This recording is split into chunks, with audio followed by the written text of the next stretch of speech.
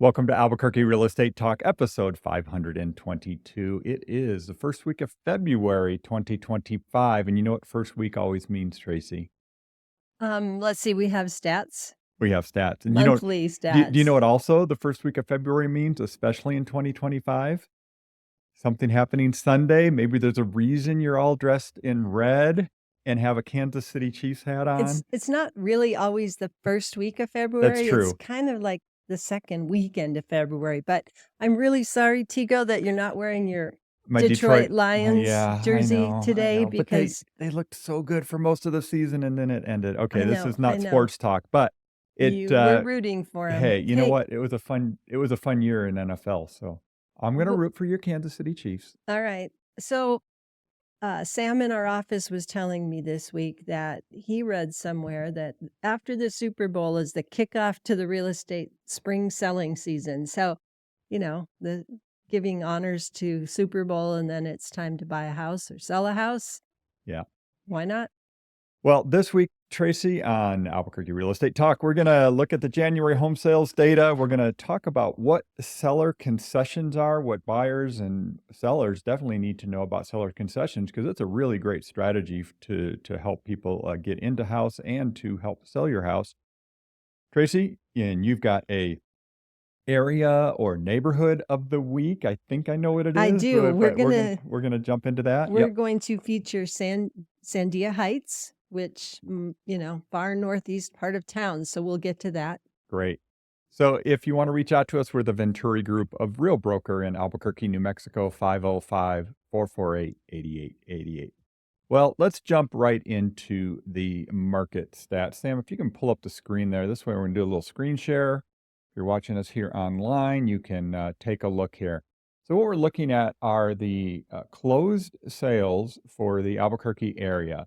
And what we saw in January, so right now we're looking at January, for all homes that sold, there were 661 sales in January that closed, which is, kind of low. However, that's almost 20% more than last January and even more than in January of 2023. So we are seeing a pickup in activity. The number of homes selling have gone up. And you can see, Tracy, I had this broken down by price range, and I think I need to change this. I had it broken down, the 200. Historically, you've had it broken down this way. Yeah, well, I had it like 250,000 and below. That number is now getting so low, I might need to change the ratios. But 250,000 and below, there were only 89 sales in January. But in that, go ahead. And for the people looking at it online, it's from 2023, 143 sales to 101 sales to 89 sales, which isn't indicative of there's not enough buyers in that price range. It's there's not enough houses in that price range. 100%, exactly. And so if you look at this 250 to 400 price range, which is now the biggest pot, that went from about 300 in 2023 to 351 this year for January. So that's definitely the largest piece. You know what's interesting though, even in that 600,000 and above, Tracy, it is up 62% from a year ago in the number of sales. So part of that is maybe more selling in that high end, or do you think it's just more homes are just moving up into that price range because of appreciation? I I don't think that the appreciation could make that big of a difference. In the past year, homes haven't appreciated like 17% like during COVID. Right, right. So I think there's just more buyers in that price range. When we look at the number of homes on the market, this is basically it's a snapshot in time because when you look at active, it's like, it's always changing. But at the end of the month, we're up 28% for January versus the same, count last year. So definitely more homes on the market. I keep reminding people, though, you got to go back to 2019 to really get a good sanity check on where we are for supply and number of homes on the market. Because, from January 2020 to January 2024, we're still down like 20% in the number of homes. And even remember, we were doing this show at the beginning of 2020, and we were saying, wow, there's not a lot of homes on the market. We are in a limited supply. Yep, And then and we we know, still are. It's just not as bad.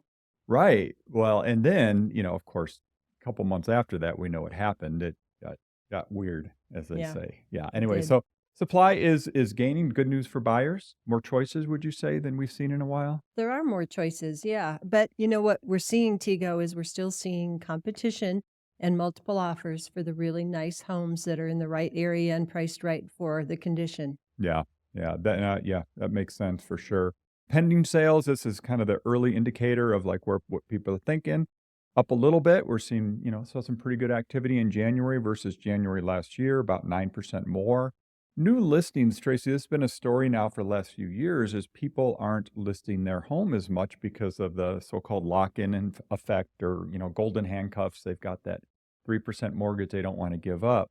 But we did see a 20% increase from 24 to 25 in a number of people listing their home for sale. Right. So a little bit more. Still, Yep. it's still depressed, I would say.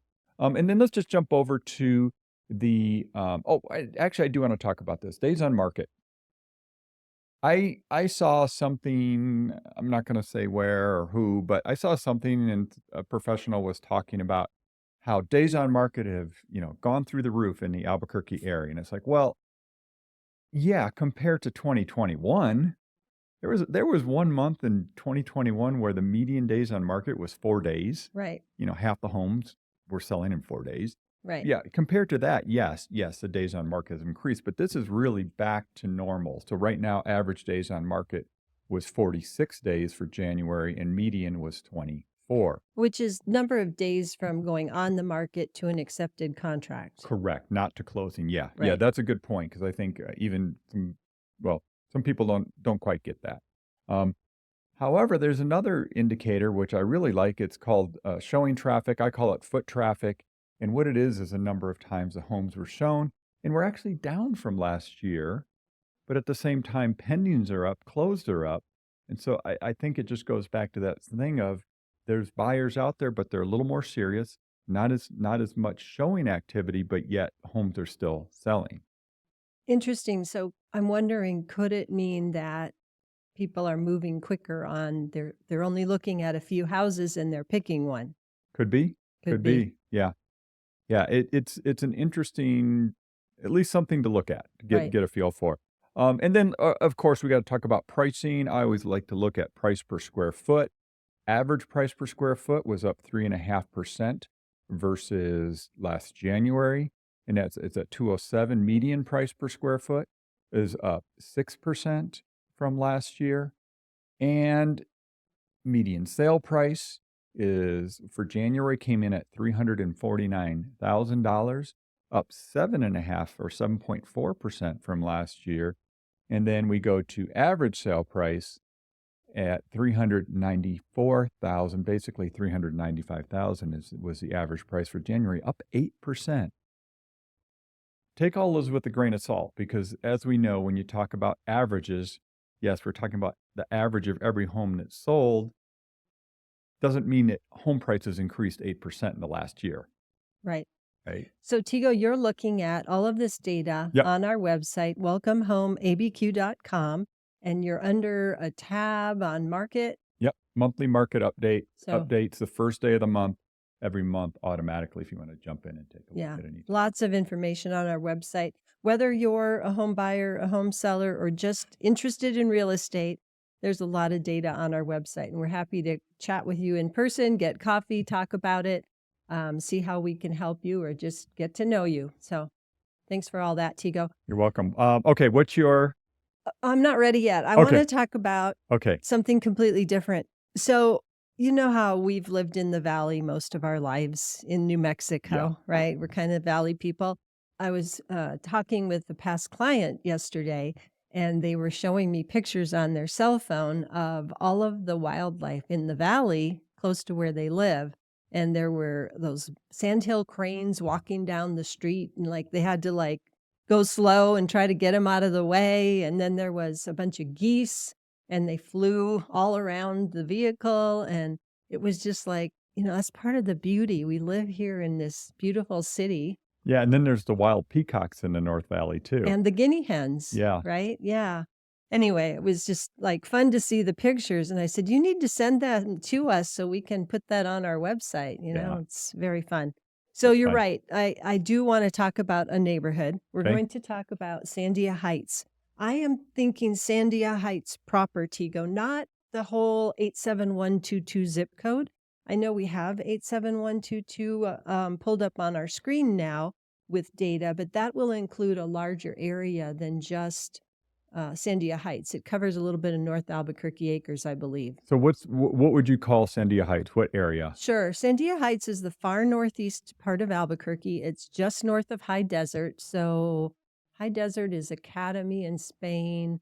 So it's that big arroyo there Hold on. on the east side of Tramway. Sam, our producer here, can you pull up a Google map? Can you just type in Google Maps there for us? So And it's, I'll pull it up on the screen as we're talking so people can see if they're not familiar with the areas. it's the far northeast. So it's east of Tramway Boulevard, north of High Desert, which is, I don't know, there's a big arroyo right there between just north of Academy and all the way up to the foothills and to the Indian reservation, the Sandia Pueblo. So as we're pulling it up, so Tego, let's talk about it. So in the 1960s, Frank Hoffman developed Sandia Heights, and he wanted a neighborhood with phased growth to maintain the natural terrain. He wanted winding roads and a minimal environmental impact. So he developed it, and it's mostly larger lots. A lot of them are an acre. There are a few spots in Sandia Heights where there are some townhomes along the east side of Tramway Boulevard. But it's a very diverse area. Most of the lots are very custom. It was not one builder that built them all. People would buy the lots and hire a builder and put together their own house plan. So very not cookie cutter in Sandia Heights, right? People love it for the scenic beauty, the large lots, the mix of styles, the access to the outdoors. So La Luz Trailhead is Sandia Heights, as well as the Tramway Trailhead. And for those of you that like to hike, you'll know all about those things. So Elena Gallegos open space is very close. I think it's up that arroyo that kind of where the south side of Is that Bear Sandia. Canyon Arroyo? Is that what that is, or do I Elena- have that wrong? Yeah. Elena. Anyway, Yeah. maybe. Yeah. I don't know. So one of the things that's unique about Sandia Heights that I just happen to know about because of having to look at covenants and restrictions when we're working with home sellers or buyers is you cannot fence in your whole lot. So if you have an acre, you can have a courtyard and a small area that's enclosed, but it was designed so that the wildlife would not be impaired on their natural paths for walking around. So you can't really fence everything in, which is great. One of the other beautiful things, of course, is the Sandia Tramway. The access is through Sandia Heights there. Sandia Tram is, one of those places that people local love to go and take a scenic trip up the tram, maybe have dinner or go for a nice hike at the top, but that's Sandia Heights. Some of the wildlife. Tego, you remember a few years ago? So a lot of the houses in Sandia Heights are distinctive, and there's a few custom architectural homes there.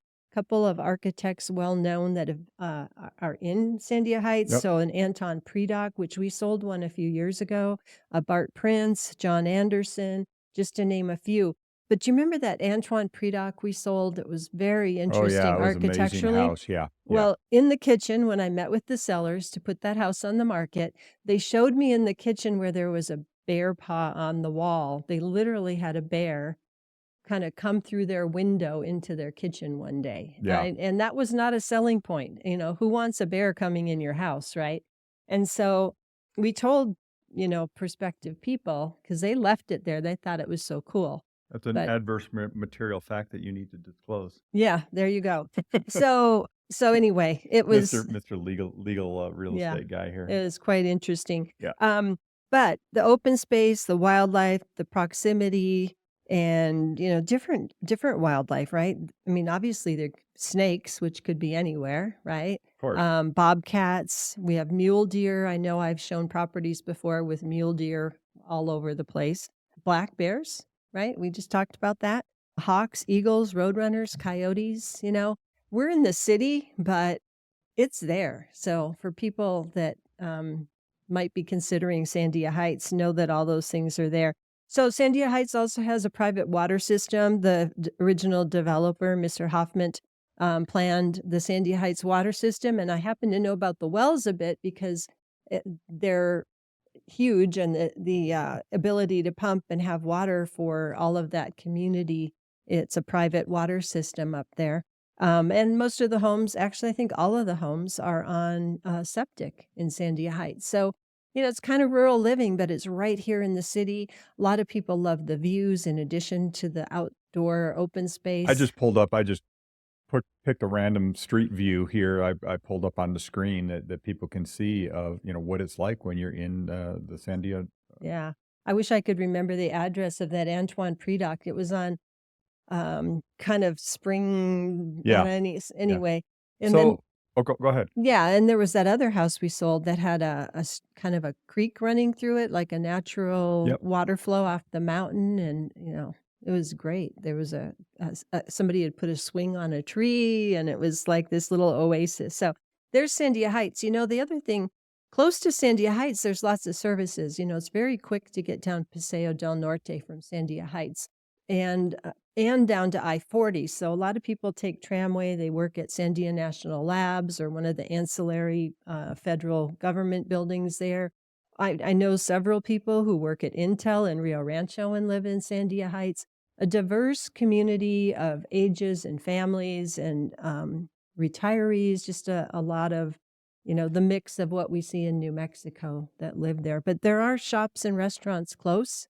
Some of the, favorites, of course, the barbecue, county line Right. Yeah. is right Yep. there. Yep. There's the indoor ice skating right there. But there's yoga, there's workout. Trader Joe's is just down the road, as well as Albertsons and Smith's, and a lot of different good restaurants and things. Well, and I think the other thing is just being able to basically go out to the east, and you're in the national forest. You're in the open space. Right. So well, it's not all national forest. There's a boundary that's city open space, city of Albuquerque open space, and then beyond that is national forest.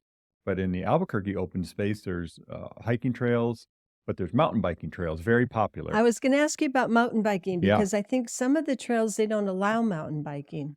This is the caveat on it. In the Albuquerque open space, you can bike, but beyond that, once you go into the national forest, now that's hiking only, is my understanding, and there is no camping in at least this part of the national forest. Interesting. So I know I talked way too long, but I've got to give a few let's stats. talk real estate. Yeah, and I'm So- going to pull up while we're doing that. I'm going to pull up the current what we have in inventory and prices right now in 87122. But So they can see that, but I Yeah. also have Yeah, some no, go. You data. go. I know you're data guy, but I actually have some data. You're making me. Houses on the market right now in Sandia Heights, there's 9 of them, ranging in price from 389,000 to 3,300,000. So the 389 is a 1,712 square foot townhome right on Tramway Lane, just east of Tramway. Those are really unique buildings, and it's pretty cool. Pending sales, there's also 9. They ranged from 400,000 for also one of the Tramway Lane townhouses, and in pending sale up to 1,325,000. Closed properties in the past year, there have been exactly 100 through our MLS. They closed at an average price of $692,000, and price per square foot averaged $265 a square foot, and the average size was almost 2,700. Interesting though, sale price to list price was 99.07. So things are selling very close to list price in general. When I look through the list, a lot of them sold for over list price. There's a lot of 100.2% of list price, 101% of list price. So, it just kind of varies, but there you go. Really interesting. Yeah, no, it's one of the premier, neighborhoods, especially if you like the outdoors and, being up against the mountain. Definitely one of the premier neighborhoods Well, in it's the Albuquerque area. considered one of the luxury neighborhoods in the market too, even though there's a mix. There's the big estate properties, luxury homes, they're custom built, very unique architecture, which, there's no cookie cutter in Sandia Heights. Yeah, yeah. So So let's transition over, Tigo, and talk about seller concessions. Yeah, this is a question that comes up a lot, Tracy, and I think for both buyers and sellers to have a basic understanding of it. Obviously, you're going to want to get really into details with your realtor, your professional that's helping you. You also are going to be working with your lender in many cases if you're a buyer to understand seller concessions because that's a can be a really important piece to it, right? That's all true. Yeah. When you decide to market your property, it's important to think about seller concessions. What are you going to make sure happens for your property to get marketed to the best ability possible so that you get the best outcome when you sell your home, right? Yeah. And some of that is offering seller concessions, and things have changed lately. So what are seller concessions, Tracy? Seller concession is when a seller pays for certain costs associated with purchasing a home for the buyer. And concessions could make your property more attractive to buyers or lead to a better or faster offer. They could be examples, could be um, covering somebody's loan origination or some points buy down so they could get a better rate on their home. It could be covering some homeowners association fees in the future for a new buyer. And it can be the professional fees that go to agents and appraisers, lots of different things. And like you said, Tico, lenders have some rules on how much concessions can be provided by a seller to a buyer. Yeah, and so there's limits. It does depend on the loan type. So, Right. I think 6% I've heard 3%. It kind of depends. And when we're talking percentages, we're talking percentages of the purchase price. So if you're a buyer, for example, and you're putting together an offer and you want to get some help with your closing costs or maybe your brokerage, your buyer broker fee, which you can do, you can use seller concessions to pay your broker if you're on the buy side. You can ask for those, but you wanna know what the limits are because you don't wanna ask for more than that the loan will allow, right? Right. You don't wanna leave money on the table basically by over asking for concessions that you can't really use in the end. So since we're talking about buyers, what should buyers know when they're putting together an offer and where would it be appropriate for them to ask or not ask? I mean, do they have to wait for the seller to offer concessions? No, it can be worked into an offer, right? A lot of times we know what a buyer needs. We've talked to their lender. We know what they need to be able to confidently move forward with putting a solid offer in on a home. And that's where we would structure it to ask the seller for those things. And we see it a lot with VA loans because VA loans are a zero down payment loan, but they Yep, still might get closing costs on that, right? that's right. Yep. So that's a way for a VA buyer to really get into a house with zero money out of pocket. They, have zero down payment. Again, that's the beauty of the Veterans Right. Administration loan, but they can maybe ask the seller to pay any of their closing costs. Right, because a lot of times, even though it's zero down payment, there are still closing costs associated with buying a home, right? It could be home inspections, it could be appraisal, it could be your loan origination fee, things like that, that are typically buyer paid costs when you go to close on a home. Yeah. So Yeah. again, I think the thing to remember for buyers is, hey, everything's negotiable. You can ask, whatever you want. Now, if it's a hot property that just came on the market yesterday, it may be different. If it's a property that's been on the market a while, maybe, or whatever it is, you might be in a better negotiating position. Okay, for a seller. Now, if you're a seller and you want to offer something to incentivize a buyer to come buy your house, what should you be thinking about there? So that's really typical in our real estate community, right? Across the country. It's very common for sellers to offer things to entice a buyer to consider buying their home. So it could just be the buyer broker's compensation, or it could be that they are willing to offer a set dollar amount towards buyer's closing costs. It could be that they're willing to pay for a home warranty for the buyer. It could be a variety of things that they might want to offer up front. The thing is, how do they advertise those concessions? Yeah, so in our multiple listing service, there were, big rule changes last year, which, I was very much in the middle of, regarding how offers of compensation are made to a buyer broker. So in the multiple listing service, you can't, the listing broker or the seller can't offer compensation to the buyer broker through the system. They can still do that. It just can't be in the multiple listing service, but you can offer concessions in the multiple listing service. Right. So you could say, I want to pay X amount or X percentage. I'm going to offer as a seller, I'm going to offer this amount as a concession to the buyer, and the buyer can use that fund however they want. It can be for their buyer broker fee. It could be for, buying down their loan, like you said, any other closing costs, inspections, and so on. So yeah, a So seller can do concessions up front. They can't do buyer broker offers of commission up front. so there you go. Seller concessions. Tego, it's been a great week. Yeah, it has. Thanks everybody for watching, listening. If you have real estate questions, you probably already know how to reach us, but the best is pick up the phone, call us at 448-8888. Obviously, we're online at welcomehomeabq.com. We're on YouTube. Don't forget to Oh, wait, let me say, you know what? I did a deep dive into the February data. Well, it's February, but I did the January data on the market. It's on YouTube. Check it out if you really want to see. Actually, I'm pretty happy with it. I think it came out pretty good. I think it was a really good summary of where we are right now in the real estate market. So look for that. follow us on YouTube, Facebook, Facebook, and in, thanks in for watching. Insta. Yep. Yep. All those places. Yeah. Appreciate you guys. Take care.